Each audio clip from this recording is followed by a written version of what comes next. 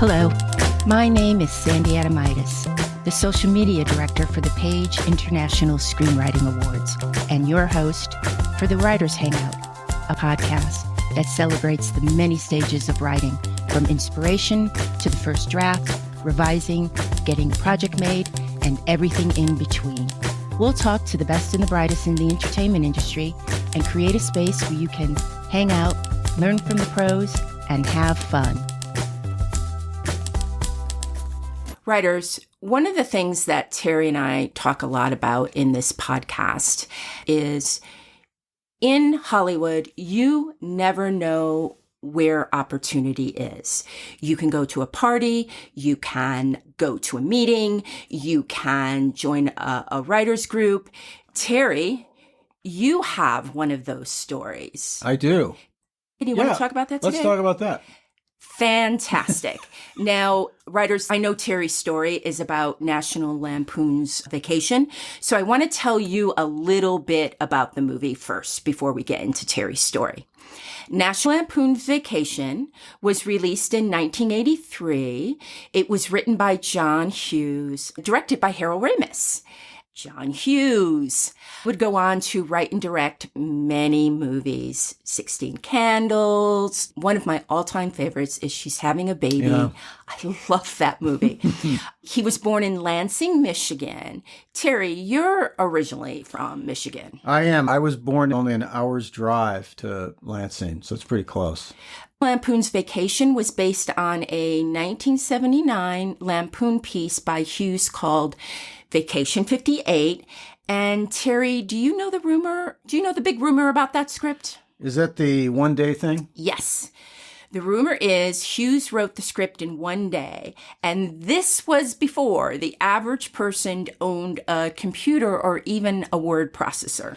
Yeah, obviously a good story gives you a huge lead in trying to write something in one day because it's done. But my theory is actually, I think he wrote it really, really fast and didn't capitalize any words. And then I think it took him 23 hours and some change to get it done. I think it took him all day. Maybe he ate one meal. That's my thinking. I think we got to test that. No, I think you should test that. Okay. There's a podcast. That all-nighter, which I believe John Hughes could write an entire script in one night, created the successful franchise for the National Lampoon. 5 films costing in a total of $113 million to make, and all made $299,743,059. Terry, as I mentioned at the top, you have a special relationship with this movie. What's special about it to you? Well, it's special to me because if you look back on my music career as a songwriter, it started with that. And it's a ridiculous story. You know, I love it if you talk to somebody that's in a field, for instance. If you're curious about it, and you might want to even do that, it's not uncommon that you'd come up to the person and say, how did you get your start? Right. And especially with, if I can call this show business, can I call this show business? Yes. Okay. So especially in show business, the stories are going to be really not normal.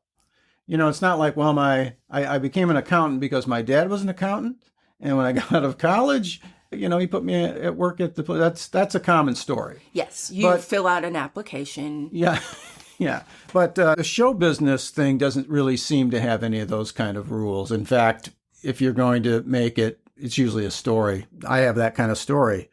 A friend of mine at the time contacted me and said he was selling cars. Mm-hmm. I need to deliver 3 station wagons to Warner Brothers lot. And he goes, we need one more driver. Do you want to do it? And I go, oh, okay. And he says, listen, when we get there and we drop them off, we can just run on the lot and go places. Oh, how fun. Yeah, we were going to... Had you been on many lots before this? No, I'd only been there, had only been in California for a year. For a year. Yeah, okay. So I hadn't been anywhere. And can you explain to the audience what you mean by drop off 3 station wagon? They're picture cars. Yes, these would end up becoming the Queen Family Truckster. One of them. Well, actually, all three of them, they made them all into the Queen Family Truckster, the ridiculous-looking car in Vacation. Right. So they bought them from Okay. this car lot, and then we delivered them, and we literally drove them in to the front of the production studio, and we walked in with the keys, and sitting across, manning the front desk at this time was a guy named Trevor Albert, who later became a very successful producer. Really? Yes. Oh, I love to hear that. Yeah, he started kind of at I think he was a production assistant, and prior to that, I think he was name's the same thing. I think he went up a level, but I think he was a PA on Caddyshack, and he hit it off with Harold, so he was working with Harold. And he produced a Groundhog's Day, one of my favorite movies of all time, and others. Very successful. And so I didn't know who I was talking to, really. In fact, I didn't know it was Harold's film. And I was a huge Caddyshack fan. That was that came out my senior year in college, and my roommates and I, we had the option of studying. A lot of kids do that at the college. Mm-hmm. Or we could go see Caddyshack 12 times. We decided to go with the other with one. You. I would have been right there with you. And those guys, I believe to this day, when I told them my story later on, I'm not sure they believed it, even to this day. Good friends. Yeah, well. Good times. It didn't seem possible. So I'm at the counter. I hand Trevor the keys, and I say, hey, do you guys, just on the spur of the moment, just jumped in my head, you guys take any outside songs? And he goes, sure. I go, great.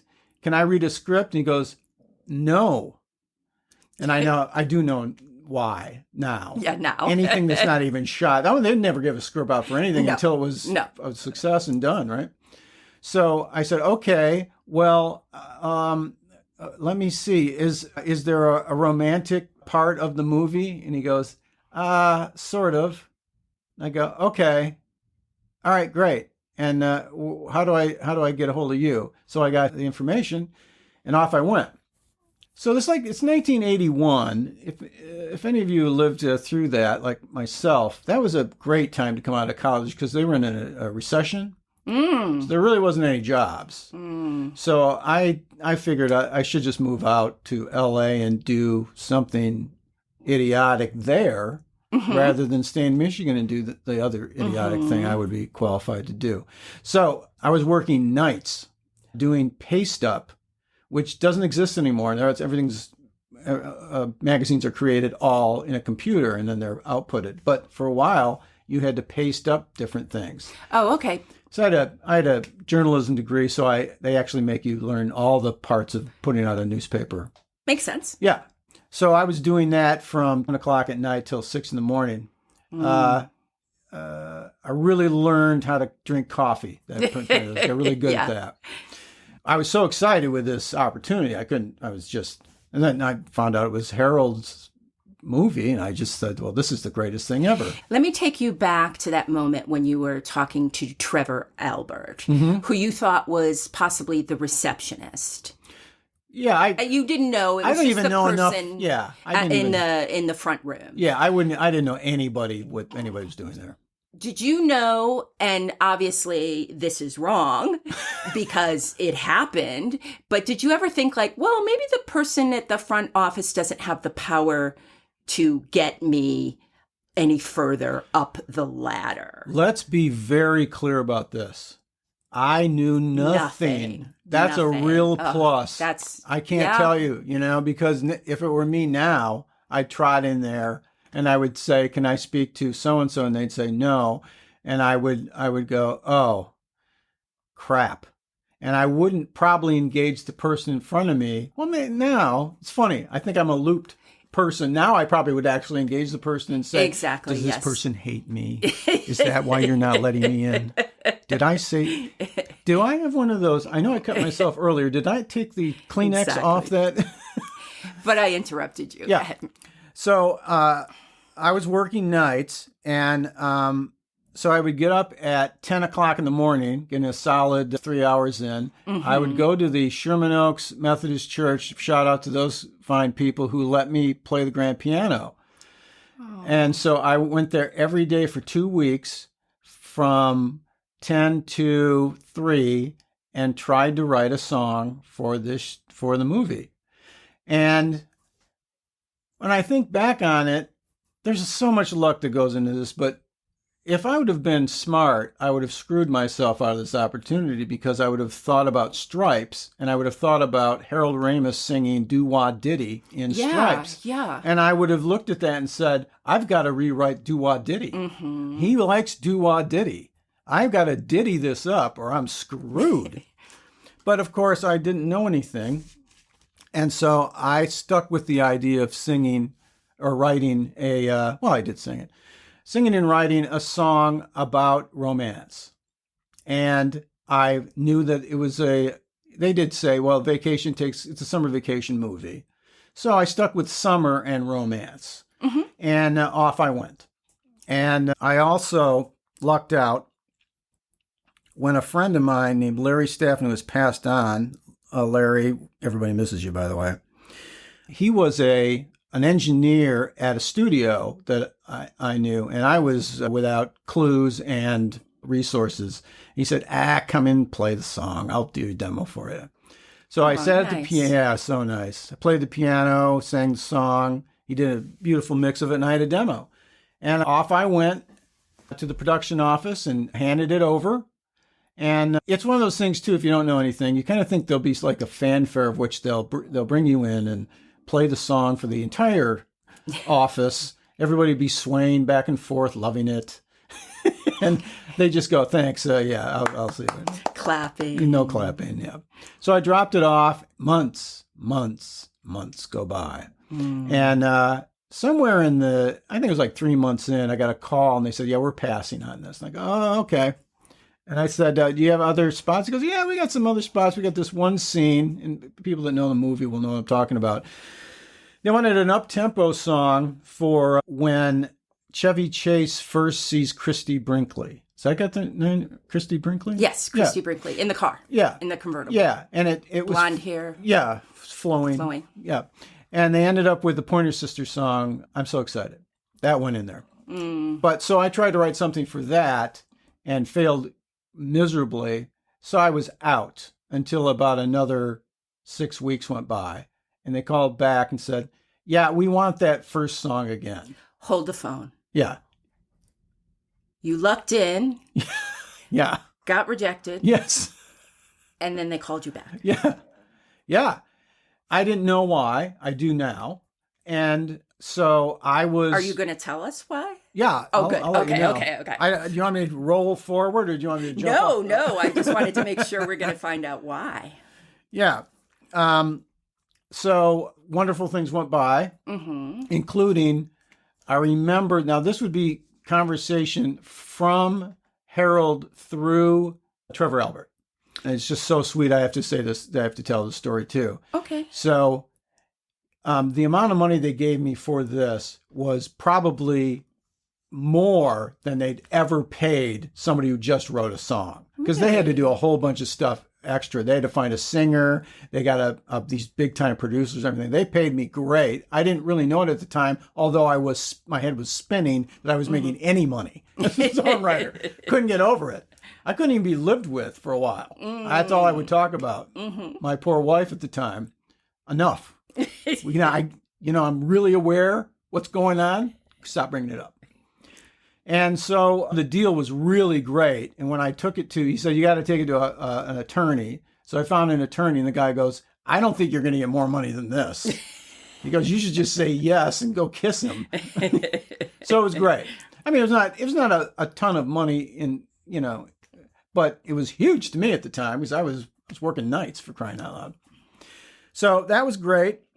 So the movie came out. I got to go to the premiere. It was a blast. I would go and just visit vacation posters out on the street. Oh, yeah. Do you have pictures? Pictures you of me. Have to have pictures. Standing near the sign. Yeah, all that stuff. So it was really fun. And but it would take 10 or 15 years, well, more than that. So it would take like till 2012 that I would actually hear kind of what went on. And that, I guess it was actually, so it's 2015. So is that about 12 years later? More than that. That you actually found out why they called you back in? So it turned out that Harold loved the song. So I didn't really know the circumstances by which it was picked or anything else. In the movie, it's only used as a cue. Okay. I did witness the recording of the cue. That was really nice of them. And but it was only going to be a song on an album in which they contacted a singer whom I admired at the time named Nicolette Larson, God rest her soul. And so I also knew the producer was at the time a guy I admired a great deal too, Michael Amardian. And so it was a dream time of this stuff happening. But later on, like after Harold passed, I think he died in 2014, his daughter came out with a book that started to make sense of these things, including within like a month's period, I read about the book, and then somebody online said Summer Hearts was actually the director's cut song that was finishing the movie with that song at the end. Was it the end credits? It was the end credits song. Huge spot. It's huge. Yeah. And that's what Harold wanted at the end of that movie, which really? Didn't make sense to me because you'll remember that we're talking about Holiday Road was the song, and that was Lindsey Buckingham instrumental that ended it's a great song for the end of the really it's a fun is great. song. Everything about it's great. So it was the right choice, and it made sense to me at the time. So the rest of it didn't make sense. In Harold Ramis's daughter's book, Violet Ramis, called The Ghostbuster's Daughter, she would describe her dad during this time as a guy that was exercising his options in an open marriage. Now, she sort of hinted, unless I didn't read this correctly, that I'm not sure that his wife was completely on for this. Yeah. Not sure. I'm with Violet. And so he had a relationship with Amy Hecklering. I never knew that. Yeah. By the way, she would end up directing Vacation. Oh, that's right. Yeah, and of course, Amy Heckerlin, Fast Times at Ridgemont High. Of course, yeah. Iconic. Yeah. Yeah. They had a relationship which in the end created a daughter. I never knew that. Yeah. And that woman's name is Molly Israel, and she's a comedian. Yeah. I'm going to look her up. Yeah. Definitely. I have, and she's very funny. And, the fruit doesn't, how's it go this? The nut doesn't fall far from the tree. So that happened, and now I'm going to play a little bit of this song. Yay! Yeah, because I own the copyright. It is your song. Yeah, you can I own play the copyright. So coming up is this song, and listen to the lyrics in the chorus because it kind of tells a story. I mean, think about what he's going through, and this song shows up. Just when I had fallen for you, I knew I would stay that way. Some hearts are free to love and leave, come and go. Some love may be just what you need. Never know if you trust the summer alone. Summer hearts are free to love and leave. Or come and go. Summer love may just be what you need. It's a really lovely song, Terry. It is a lovely really song is. with the lovely Nicolette Larson singing it. She's just great. Beautiful. Yeah, she sounds great. Track's amazing. Michael Amardian never has a bad day in the studio. And so it sort of makes me believe that this resonated with him because I think he was going through that. Yes. And when this was sort of all over, when all the things were locked in the movie had been out and it was a success, I did write him a note. And really fast, I got this note from him. I'm going to read it. Terry, That would be me. I listen to Summer Hearts at least once a day, and I'm glad things worked out for both of us. Good luck in the future, Harold. Isn't that sweet? Nicest guy in the world. That's one of the most loveliest notes on a buck slip. I'm not kidding.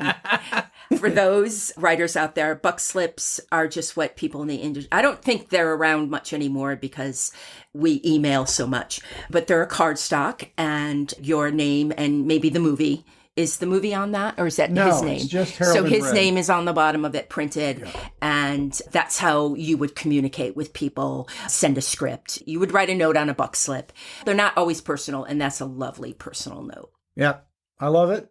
I like to. Yeah. I'm going to put it up on IG, if you don't great. mind. Great, you guys might be looking at it. Yeah. So had I done the Doo-Wah Diddy song, I'd be living in my sister's basement today, for certain. Did you work with Harold again? I have one other great story about Harold that I love, and that is after 1992 along came our daughter, Madeline.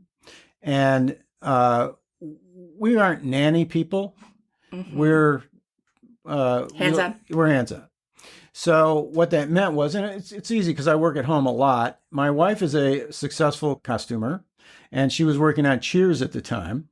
Whoa. And so Tuesdays was always the big shoot day for Cheers. So Madeline was always with me all day on Tuesdays. Otherwise, she was flipped back and forth like a football. But I had her all Tuesday, and I had made a appointment. And the thing is, I was trying to pitch to Groundhog's Day. I had a song for Groundhog's Day. So he did say, oh, come in and play it. He goes, I have an opening on Tuesday. And I just immediately said, sure, and didn't think about it. And so I said to Sharon, tomorrow I have a meeting with Harold, so you'll take Madeline? She goes, I can't take Madeline. I work at a job. People, I got to dress people all day. I hope Madeline was standing right there with a little thumb in her mouth and a blanket, and her parents arguing over her. She was super teeny. I mean, she was a bundle girl. And She's the best. she is the best. So I said, okay. And I put her in the car and we drove to the meeting. And I walked in, I started apologizing. I said, if there's a problem in the scheduling, if you don't mind, Madeline won't make any noise. He goes, hand me her. Oh, Harold said Harold, that? yeah. So he sits with her the whole time we're meeting on his lap. Give me that baby. Yep, he likes babies. Who doesn't? And he's playing with her and enjoying the whole thing. It put him in a great mood. And so I'm playing the song. I'm going, boy, this is going great.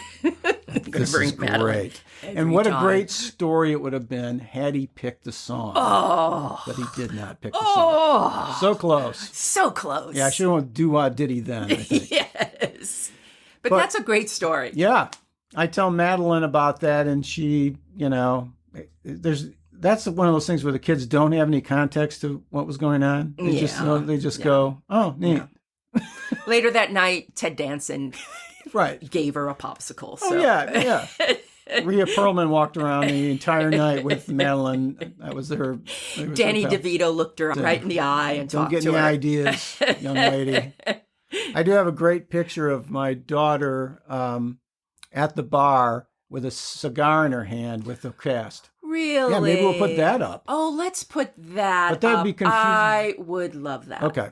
And Just for fun, let's yeah, put that up. it's baby's first cigar. It's a big moment With the in cast little girl's of mind. Cheers. I love it. Yeah, she got heavy into cigars for a couple of years after that. Yeah, loved a cigar. Kicked it. So The vacation movie to you. My start, big time start. Great. Because that happened, I was welcomed in to pitch music at Warner Brothers. And then eventually I was signed in and off I went. So I do believe it's good to be daring and Yes. to do things that you aren't comfortable with. Yes. People really want it to be comfortable. But in this business, you have to go outside and accept and try things and accept the defeat as well. Don't worry about that part so much. And if anybody ever asks me, how do I get ahead in show business? I say, deliver a station wagon to a studio in Hollywood and get a career. Thanks. See you later. Works every time. That's a wrap for the Writers Hangout. Thanks so much for listening. If you enjoyed the show, please subscribe, like, and thrive. Till we get to hang out again, keep writing. The world needs your stories. The Writers Hangout is sponsored by the Page International Screenwriting Awards. Executive producer, Kristin Overn. Producers, Terry Sampson and Sandy Adomaitis. Music by Ethan Stoller.